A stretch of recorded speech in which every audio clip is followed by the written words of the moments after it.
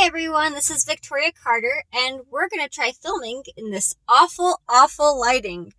And I haven't figured out a good angle, so I'm just going to go for it. We're here, we're doing it. Alright, today we're going to talk about alpha readers and beta readers, and what is the difference? What should you be asking these people, and how can they help you the most? So, first of all, what's the difference between an alpha reader and a beta reader? Well, alpha, obviously, is the first couple people that you're going to have read your story. So the point of the alpha readers is not to line edit. Line editing is saying you used the wrong there. You didn't use passive voice here. No. You're not, that's not what alpha readers do. You should definitely have your book. If you're an author that's already established, you can probably do this differently. But if you're working on being established, or you just want to do it, or you're doing it for the first time or the second time, have your book as polished as you possibly can make it before you give it to your alpha readers. So the first thing you're going to ask your alpha readers is, were you confused anywhere in the book? Now, this is going to be really important, and if you're sending them chapters, then you can, ask them about certain questions in the book, like, oh, did you understand what her emotion was in the scene? Did you feel like her emotion was appropriate? Did you see any, plot holes? Did something not make sense? Or was something boring? All of these, I know I'm not, putting them in a nice order for you, but all of these questions, it's going to depend on your book, really. And all these questions are going to be basically developmental edits, because you want to iron out all of the loose ends and tie everything together. This is a good time to see if you have character soup, which character soup means you just have too many characters, or you have 6 characters filling the role of one character, and you need to combine them all. So this is a good way to see if everything is orderly. So if someone says they're confused, this is how you should respond. First of all, with an alpha reader or a beta reader, do not defend yourself. This is not a court of law, a debate. No, this is how they feel, and you're asking them for their honest opinion. If you argue with them, they will not be honest with you, and your book will suffer. Do not argue with your alpha readers. If you have something that doesn't make sense, and you're like, oh, but chapter 10, it explains it. No, don't do that. Don't do that. If it doesn't make sense, then there's a couple things you can do if something is confusing. Number 1, you can fix it and make it not confusing. Number 2, you can have your characters say to each other, this doesn't make any sense. I wonder why this doesn't make any sense. And then they can be like, well, we don't have the answer right now. Hopefully we'll figure it out later. That will kind of help your reader be like, okay, well, they don't get it, but it's probably something that they'll figure out. And then the last thing you can do is remove it completely. If it doesn't make sense, it's not helping, you can remove it.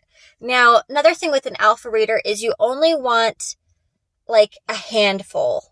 Maybe I would go with an odd number, because I'll tell you why in a second. But I would only go with a handful. So I'd only go with 3, 5, probably not more than 7. 7's a lot of alpha readers. I don't know if I could even get that many alpha readers for my books.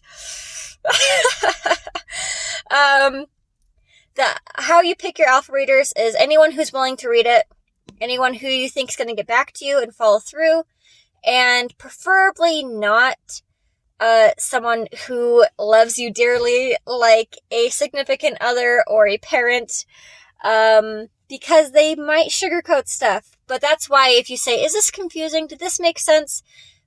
They won't feel like they're attacking you. And if you don't defend yourself, then they'll be more willing to help. So if that's all you have, I understand. That's why attacking them is not helpful. All right. So the other thing I want to say is why I think 5 is a great number for alpha readers is if an alpha reader says, this is confusing to me, but 4 of them don't say it's confusing, then don't change it. And you have no obligation to change anything in your book. The whole point of the alpha reader is to tell you if things are flowing, if it makes sense, if they're bored, if it's confusing, whatever. And if they're like, oh, you know what, I don't think this character's necessary, but everybody else loves that character, maybe you should just leave it. It's your book, you get to decide.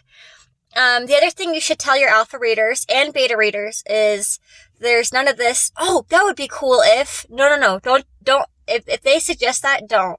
Just say like, oh, I actually already wrote the book. Maybe my next book I can do that. That'd be cool. I'll make a sequel and put that in there. I don't know. You could say something like that and then just be like, but for what I have here, what do you think about what I have going on? And they might have some good suggestions that will improve your writing. But in general, at this point in the stage, you've already written your book, so you don't want them to rewrite it for you. All right, so I think I've covered the alpha readers. Mostly it's just developmental stuff. It's nothing huge. It's if you are an established author, you have a writing group, this is a great place to have alpha readers. Is your writing group. Other writers or other professionals in the field or anyone who understands story plot and structure and character arcs, they are going to be very important for the alpha stage. Now for beta readers. So, in my opinion, I would do double if you can, more than that if you can. Beta readers are going to be everybody who picks up your book off of the shelf, or if you're self-publishing, downloads it off of Amazon or whatever, and you're going to get their general reaction. They're a reader coming in. They don't understand plot structure. They don't understand pacing. They don't understand, well, they might understand, but in general, they won't understand all these things. And so you're going to get a very clear indication of what people are going to like and what people are not going to like. So for example, if you have a character who you think is super, super funny and everybody thinks they're annoying, that might be a problem. Or if you have a character who is super stoic and serious and you're thinking about cutting them and everybody has this huge crush on that character, probably should leave that character. The point of the beta readers is to see how your book is going to do, roughly speaking, once it has been published. And you're going to edit it a couple more times after this as well to smooth out all of anything else you might have missed. But your beta readers, this is a good place to ask them, do you have anything you think is going to come up in the next chapter? Do you think so-and-so is going to propose to Sally? Do you know who the killer is? Do you have any hints on who the killer is? And that the point of those is to see if you've laid your breadcrumbs enough, because if you go through it with your alpha readers, they're going to be looking for those, so they already know what they're looking for. But a normal reader isn't going to necessarily be looking for breadcrumbs. And then if they're like, oh yeah, the killer is the butler, and you're like, oh, that was the finale, that was at the end of the book, how did you guess that? And they're like, oh, it was obvious, who else could it be?